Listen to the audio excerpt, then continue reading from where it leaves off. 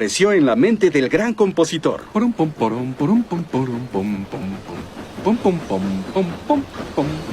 ¡Hola, Thomas, amigo mío! A Thomas no le alegró ver a Gordon. ¿Qué haces aquí, Gordon? Debes estar en las vías principales.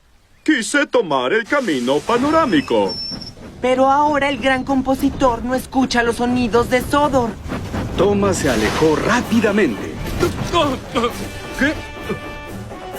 Después, Thomas llevó al gran compositor al bosque susurrante. Señor, aquí están los sonidos de Sodor.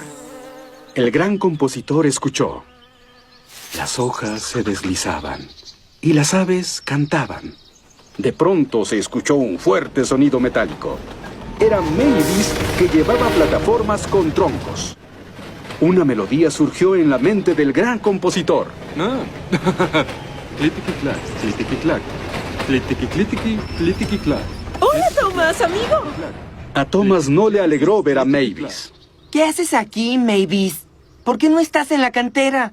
La cantera está cerrada el resto del día. Pero ahora el gran compositor no puede oír los sonidos de Sodor. Thomas se alejó resoplando. Debe haber algún lugar a donde pueda llevar al gran compositor, donde no haya otras ruidosas locomotoras. Entonces, una idea fluyó por la chimenea de Thomas. ¡La cantera! Mavis dijo que estaba cerrada. Estoy seguro de que no habrá otras locomotoras allá. Thomas resopló hasta que llegó a la cantera. James estaba en una vía lateral. Vio a Thomas y se preocupó. En la cantera había silencio. ¡Al fin! Aquí están los sonidos de Sodor, señor. El gran compositor escuchó. Pero aquí no hay ningún sonido.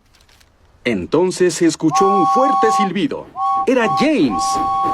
Una melodía surgió en la mente del gran compositor.